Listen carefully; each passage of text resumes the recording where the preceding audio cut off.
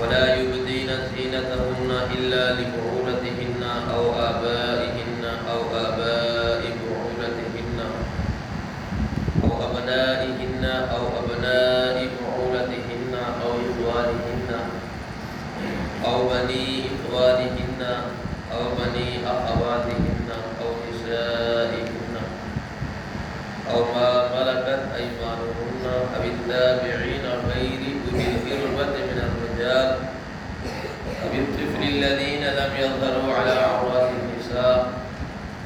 ولا يضربن بأرجلهن ليعلم ما يخفين من زينتهن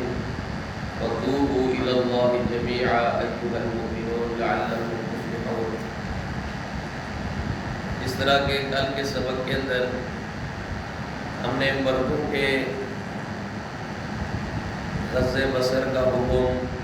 نگاہ پست رکھنے کا حکم سنا تھا، اس کے کیا کیا احکام ہیں. بعینی اسی طریقے سے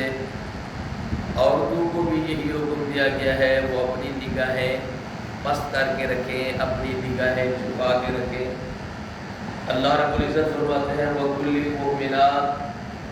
اے پیغمبر آپ مومنات عورتوں سے فرما دیں یغضضن من ابصارہن کہ وہ اپنی نگاہیں نیچے کر کے چھپا کے رکھیں، وَيَحْفَظْنَ فُرُوجَهُنَّ اور اپنی شرمگاہوں کی حفاظت کریں، وَلَا يُبْدِينَ زِينَتَهُنَّ اور نہ ظاہر کریں اپنی زینت کو إِلَّا مَا ظَهَرَ مِنْهَا مگر اس میں سے جو ظاہر ہو جائے. وَلْيَضْرِبْنَ چاہیے کہ ڈال لیں بِخُمُرِهِنَّ عَلَى جُيُوبِهِنَّ اپنی اوڑھنیاں اپنی گریبانوں پر، یعنی کہ بڑی بڑی چادریں اپنی گریبانوں پر ڈال لیں. وَلَا يُبْدِينَ اور نہ وہ ظاہر کریں زینتہن اپنی زینت کو إِلَّا مگر. اب کن کے سامنے وہ اپنی زینت ظاہر کر سکتی ہیں؟ سب سے پہلے فرمایا لِبُعُولَتِهِنَّ اپنے خاندوں کے سامنے، او آبائہن یا اپنے باپوں کے سامنے، او آباء بعولتہن یا اپنے خاندوں کے باپوں کے سامنے یعنی سسر، او ابنائہن یا اپنے بیٹوں کے سامنے، او ابناء بعولتہن یا اپنے خاندوں کے بیٹوں کے سامنے، او اخوانہن یا اپنے بھائیوں کے سامنے، او بنی اخوانہن یا اپنے بھتیجوں کے سامنے، او بنی اخواتہن یا اپنے بھانجوں کے سامنے، او نسائہن یا اپنی عورتوں کے سامنے، او ما ملکت ایمانہن یا وہ جن کے دائیں ہاتھ ان کے مالک بنے یعنی کنیزیں، لونڈیاں. اب التابعین یا وہ خدمت گزار غیر اولی الاربۃ من الرجال جو مردوں میں سے شہوت والے نہ ہوں، یعنی وہ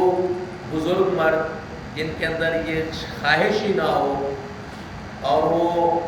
ان چیزوں کی طرف توجہ ہی نہ دیں. ان کے سامنے بھی عورتیں جو ہیں وہ اگر اپنی زینت کو ظاہر کر سکتی ہیں جن کے اندر شہوت رانی کا خیال نہ ہو، بالکل بوڑھے ہو چکے ہو. اور اسی طریقے سے فرمایا اب الطفل الذین یا ان بچوں کے سامنے لم یظہروا علی عورات النساء جو عورتوں کے پردے کے بارے میں ابھی سمجھ بوجھ نہیں رکھتے، یعنی ان کو عورتوں کے معاملات کے بارے میں ابھی پتہ نہ ہو. نابالغ بچے، بے سمجھ بچے، ان کے سامنے بھی یہ عورتیں اپنی زینت ظاہر کر سکتی ہیں. وَلَا يَضْرِبْنَ اور نہ وہ ماریں بِأَرْجُلِهِنَّ اپنے پاؤں کو زمین پر ایسی طریقے سے لِيُعْلَمَ مَا يُخْفِينَ مِنْ زِينَتِهِنَّ تاکہ ان کی جو پوشیدہ زینت ہے وہ ظاہر ہو جائے. ایسے انداز سے بھی وہ اپنا پاؤں زمین پر نہ ماریں جس کی وجہ سے ان کی جو پوشیدہ زینت ہے وہ ظاہر ہو جائے. وَتُوبُوا إِلَى اللَّهِ جَمِيعًا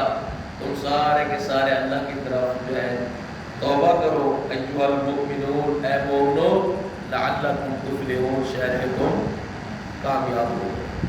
اب یہ اسلام نے نا عورتوں کو جہاں حکم دیا ہے غض بصر کا، نگاہ مست رکھنے کا، اور اسی طریقے سے وہ اپنی زینت کو کن کن کے سامنے ظاہر کر سکتی ہے، جو اس کے محرم رشتہ دار، اور اسی طریقے سے اب جس طرح مردوں کو نگاہ نیچے رکھنے کا حکم ہے، بیائی نہیں، اسی طرح عورتوں کو نگاہ نیچے رکھنے کا حکم ہے، لیکن یہ حکم قدر آسان ہے مردوں کے۔ اب اس کی مثال آپ یوں سمجھ لیجئے، اما عائشہ صدیقہ رضی اللہ تعالی عنہا فرماتی ہیں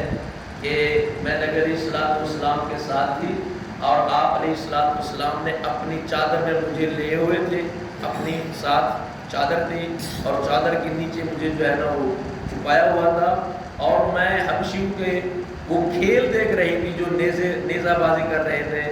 اور میں جب تک دیکھتی رہی نبی علیہ الصلوۃ والسلام بھی اس کھیل کو دیکھتے رہے، اور جب میں اترا کر خود نہ چلی جاتی، اللہ کے نبی صلی اللہ علیہ وسلم مجھے نہیں کہتے آپ چلے جاؤ، کافی ہو گیا، آپ دیکھ لیا کھیل کو، آپ نے دیکھ لیا۔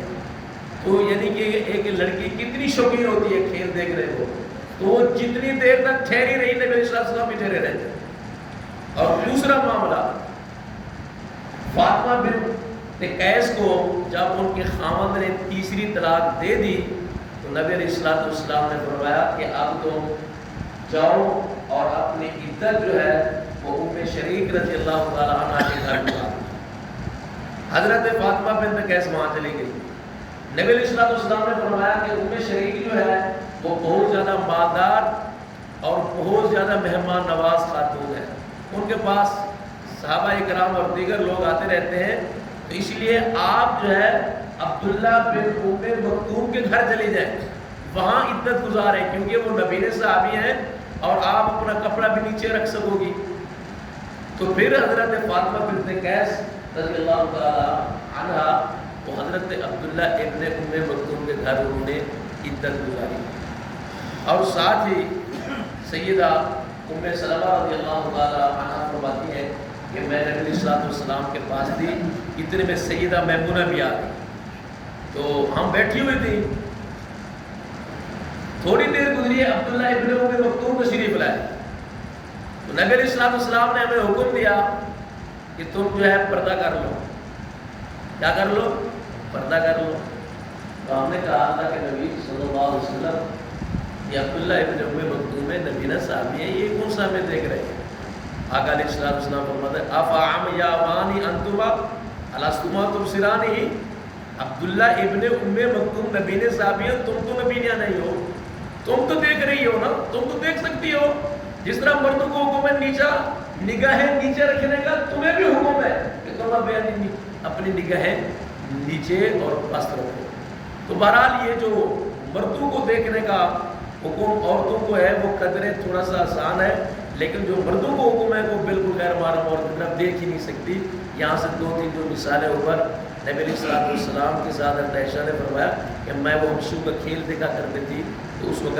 اللہ کے رسول صلی اللہ علیہ وسلم ٹھہرے رہتے تھے جب تک وہ خود نہ اٹھا جاتی۔ یہاں سے یہ معلوم ہوتا ہے کہ اگر اس طرح کا کھیل ہے یا کوئی معاملات ہیں، خامد ساتھ ہے،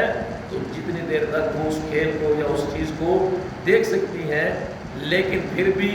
شریعت کے اندر انہیں بھی اپنے غض بصر کا حکم موجود ہے، وہ بھی اپنے نگاہیں بست کر کے جھکا کے رکھے۔ اس لیے اللہ رب العزت نے فرمایا ہے وَتُوبُوا إِلَى اللَّهِ جَمِيعًا أَيُّهَا الْمُؤْمِنُونَ، تم سارے کے سارے اللہ کی طرف توبہ کرو اے مومنو، تاکہ تم کیا ہو جاؤ؟ کامیاب ہو جاؤ۔ اللہ سے دعا ہے رب العزت ہم سب مجھے